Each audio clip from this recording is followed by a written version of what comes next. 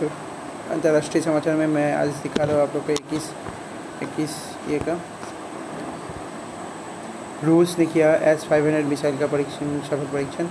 रूस ने 20 जुलाई 2021 दक्षिण प्रशिक्षण रेंज कुपुस्टिन यार्ड से अपनी S-500 वायु मिसाइल प्रणाली का सफलतापूर्वक परीक्षण किया। इस योजना के अनुसार उच्च गति वाले ब्लास्टिक लक्ष्य को मारा जाएगा। S-500 मिसाइल प्रणाली एलमेड्स एंटी एयर डिफेंस कंसर्न द्वारा विकसित किया गया। एलमेड्स एंटी एयर डिफेंस कंसर्न द्वारा विकसित किया गया। किसके द्वारा विकसित किया गया है? एलमेड एयर डिफेंस द्वारा विकसित किया गया। और ये इसमें 500 सिस्टम S-500 सिस्टम जिन्हें ट्रांसफार्मर ट्रिम्यूफेटर M भी कहा जाता है।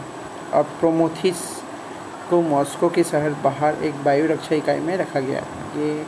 और प्रोमेथियस को मॉस्को के यहाँ पे बाहर रखा गया। S-500 दुनिया का सबसे उन्नत एंटी मिसाइल सिस्टम है। 600 ये मिसाइल प्रणाली अंतरिक्ष में होने वाले हमलों का मुकाबला सक्षम है। ठीक है, फिर S-500 प्रोमेथी 556RM ट्रिम्यूफेटर M के बारे में यहाँ पे देखा गया। रूस से जाना जाता है। ये रूसी सतह से हवा में मार करने वाली मिसाइल है। ये एक रूसी सतह से हवा में मार करने वाली मिसाइल है। एंटी ब्लास्टिक मिसाइल प्रणाली जो दुनिया का एंटी मिसाइल सिस्टम अंतरिक्ष से होने वाले हमला को मुकाबला कर सकता है इसमें। तो फिर हम लोग देखेंगे तीसरा नंबर करंट अफेयर्स में चीन ने किया 600 किलोमीटर प्रति घंटा रफ्तार में चलने वाली मैलगेव ट्रेन का अनावरण। किसने किया? चीन का है ना। 600 किलोमीटर प्रति घंटा की रफ्तार से चलने वाली मैलगेव ट्रेन का अनावरण किया।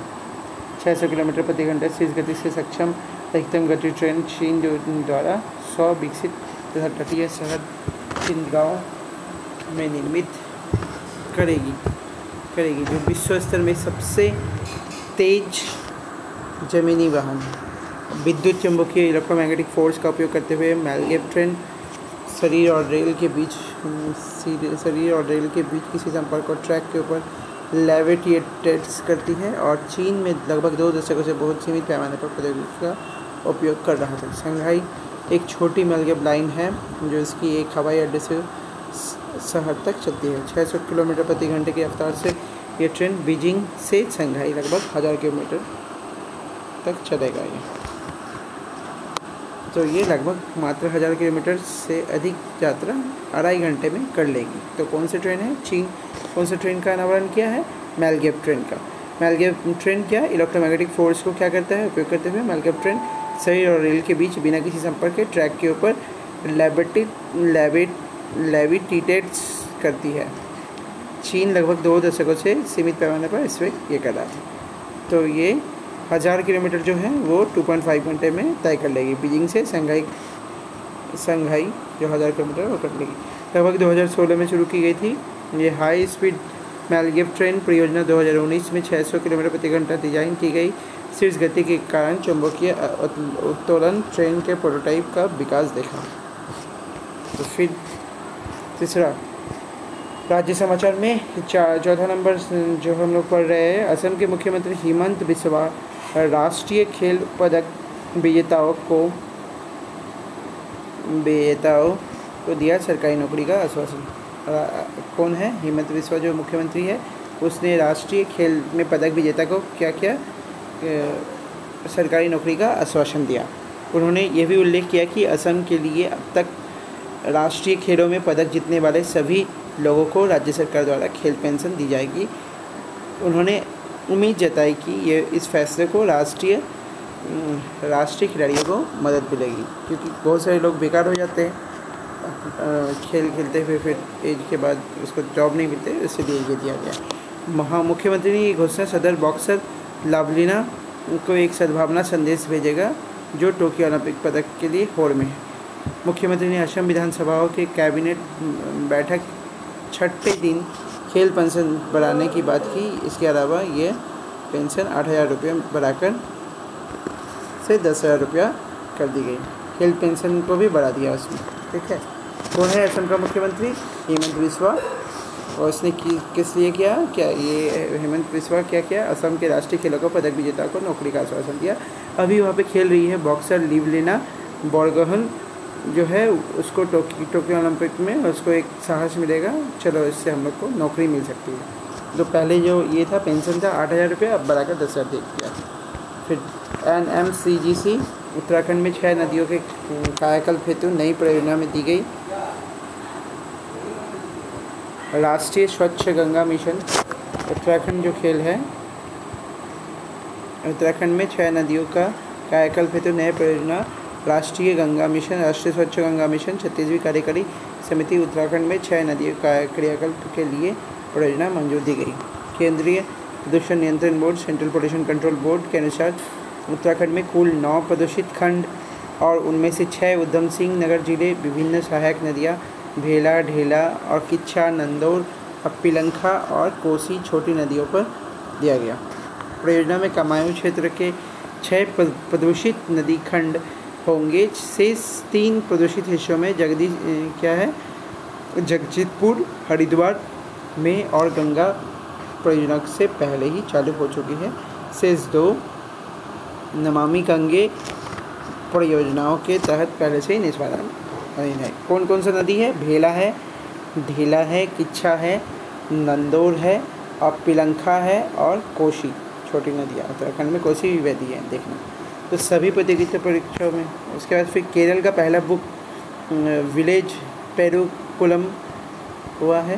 पहला बुक का ये किया गया है, अनावरण किया गया है। कोल्लम के जिले में पेरुकुलम केरल की पहली बुक विलेज खिताब दिया गया है। पहली बुक विलेज का खिताब जीता है कौन? केरल के पेरुकुलम जिले। प्रसिद्धि का दावा है कि पढ़ने की आदतों को प्रोत्साहित करने के उद्देश्य से वर्षों में ठोस प्रयासों का परिणाम है। पेरुकुलम कोल्लम जिले के कोट्टायम के पास कुलकादा में एक छोटा सा गांव है। कुलकादा में एक छोटा सा गांव है जहाँ पे बापूजी स्मारक ग्रंथशाला गांव का एक पुस्तकालय से इस राज्य का पहला पुस्तक गांव बनाने का प्रयास सबसे आगे है। पुस्तकालय गांव के विभिन्न कोनों में बुक सेल्फ और बुक नेस्ट स्थापित करके पढ़ने के लिए जुनून पैदा करता है। कोई भी व्यक्ति बुक नेस्ट से किताब ले सकता है और पढ़ सकता है, उन्हें वापस रख सकता है। मुख्तार अब्बास नकवी राज्यसभा के सदन उपनेता नियुक्ति की गई।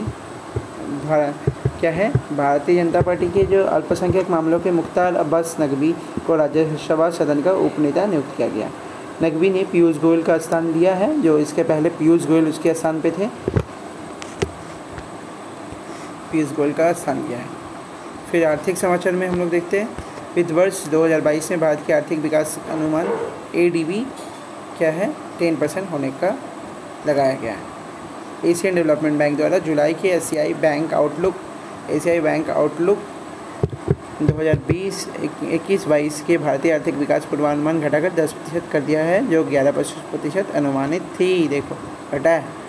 बहुपक्षीय वित्त पोषण multilateral funding agency corona virus महामारी के प्रतिकूल प्रभाव के कारण सकल घरेलू उत्पाद विकास अनुमान कम कर दिया गया है। इसके अलावा ADB वित्त वर्ष 2022 के लिए सकल घरेलू उत्पाद पहले ही वृद्धि दर 7% से 7% अनुमान लगाया गया था।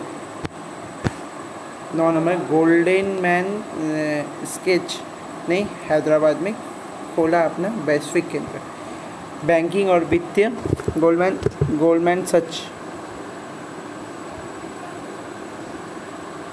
कंपनी बैंकिंग और वित्तीय सेवा क्षेत्र के प्रमुख कंपनी गोल्डमैन सच ने भारत में इंजीनियरिंग और बिजनेस नवीनीकरण के लिए एक वैश्विक केंद्र का विस्तार करने का प्रतिबद्धता तहत हैदराबाद में एक नई सुविधा खोली है।